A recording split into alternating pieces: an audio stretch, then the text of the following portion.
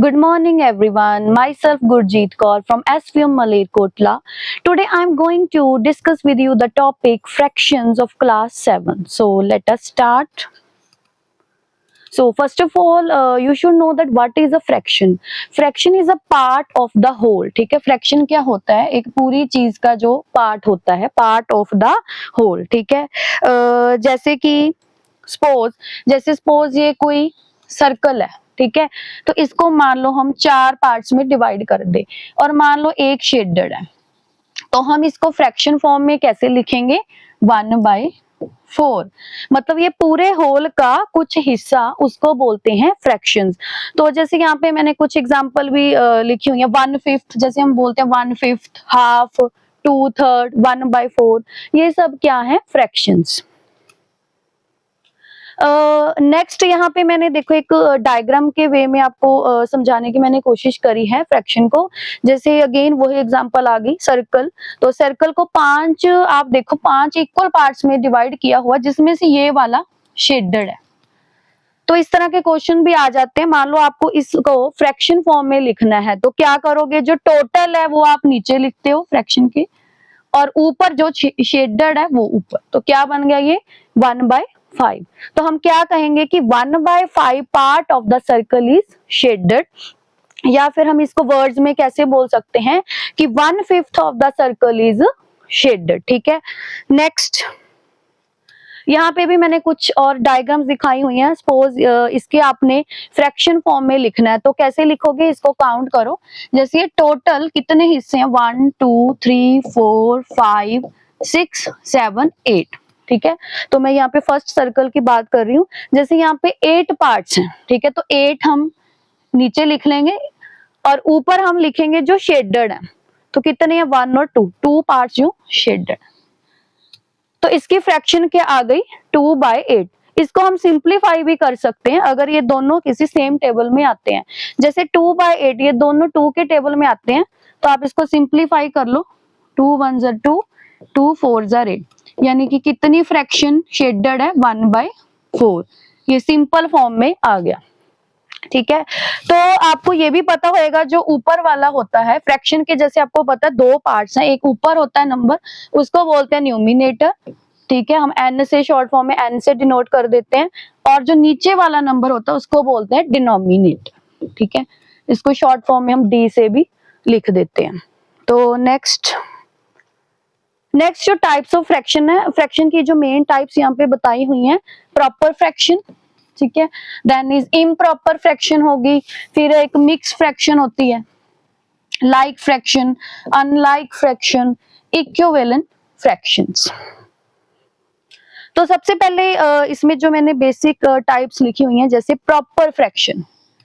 तो proper fraction किसको कहते हैं? जिसमें जो न्यूमिनेटर होता है, न्यूमिनेटर मैंने अभी आपको बताया भी है, जो टॉप नंबर, जो ऊपर वाला नंबर होता है, अगर numerator is smaller than denominator, denominator मतलब बॉटम वाला नंबर। तो यहाँ पे देखिए आप, न्यूमिनेटर जो छोटा है डिनोमिनेटर से, 1/3, 5/8, और बहुत सारे एग्जांपल ले सकते हो, 3/7, 4/8।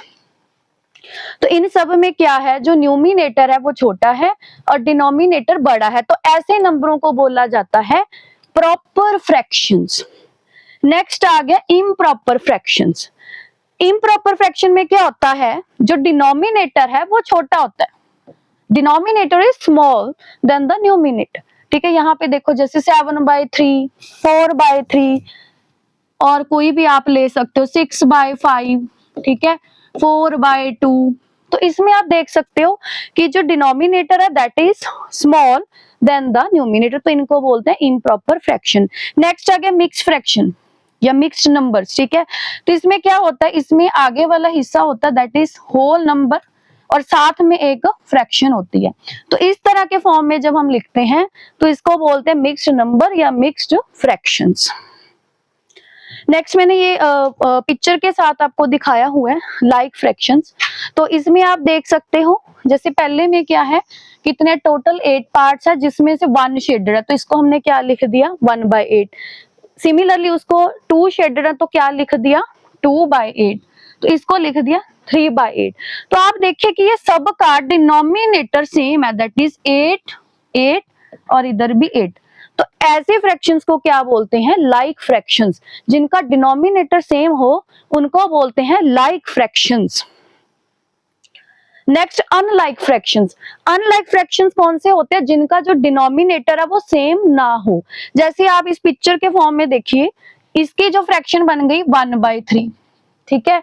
इसकी क्या बन गई 2/5, और इस पिक्चर की फ्रैक्शन क्या बन गई, देखो कितने हैं ये, हाँ तो ये बन गई 3/7।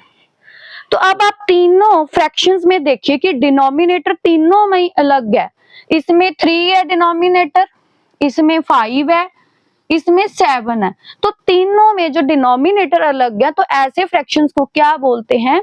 Unlike fractions. उसके बाद आगे इक्विवेलेंट फ्रैक्शंस, ठीक है। तो इक्विवेलेंट फ्रैक्शन क्या होती हैं? जैसे 1/4, 2/8, 3/12। तो इस तरह के फ्रैक्शंस को इक्विवेलेंट फ्रैक्शन बोलते हैं। क्यों? क्योंकि जैसे 1/4 है, ठीक है, इसकी तो चलो आगे कटिंग नहीं होगी। जैसे 2/8 है, तो इसको अगर आप सिंप्लीफाई करो तो ये क्या बन जाएगा? 1/4। ऐसे 3/12 है, अगर इसको भी आप सिंप्लीफाई करो तो क्या बन जाएगा? 1/4। इसी तरह इसके भी आप सिंप्लीफिकेशन करो, ये भी 1/4 है, कटिंग करने के बाद ये भी 1/4 है। तो इनको क्या बोलते हैं? इक्विवेलेंट फ्रैक्शन, जो सिंप्लीफाई करने के बाद सेम बन जाते हैं। 1/4 1/4 1/4 1/4 1/4, ठीक है।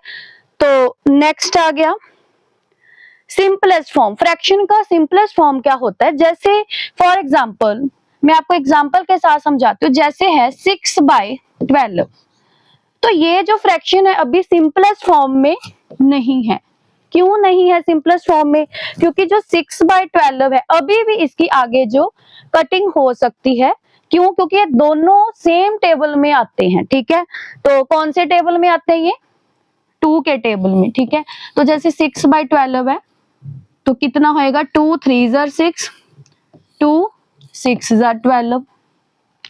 अभी भी जो 3/6 है वो इसका सिंपलर फॉर्म नहीं आया, क्योंकि ये भी दोनों अभी भी किसी सेम टेबल में आते हैं। कौन से में? 3 में। तो इसकी भी आगे कटिंग कर दो, 3 1 3, 3 2 6। यानी कि अब जो 1/2 है इसकी आगे कटिंग नहीं होएगी, यानी कि ये अब इसका क्या है? सिंपलेस्ट फॉर्म, ठीक है। तो सिंपलेस्ट फॉर्म वो होता है जिसकी आगे और कटिंग ना हो, ठीक है। Next is irreducible form. Irreducible form भी एक तरह आप कह सकते हो सिंपलेस्ट फॉर्म की तरह ही है। जैसे 2/3 है, इसको हम आगे रिड्यूस नहीं कर सकते क्योंकि ये और किसी भी सेम टेबल में नहीं आते। ऐसे ही जैसे 17/19, इसको भी आगे रिड्यूस नहीं कर सकते। क्यों? क्योंकि ये किसी और सेम टेबल में नहीं आते। तो इनको बोलते हैं इररिड्यूसिबल फॉर्म, जो आगे और रिड्यूस नहीं हो सकते।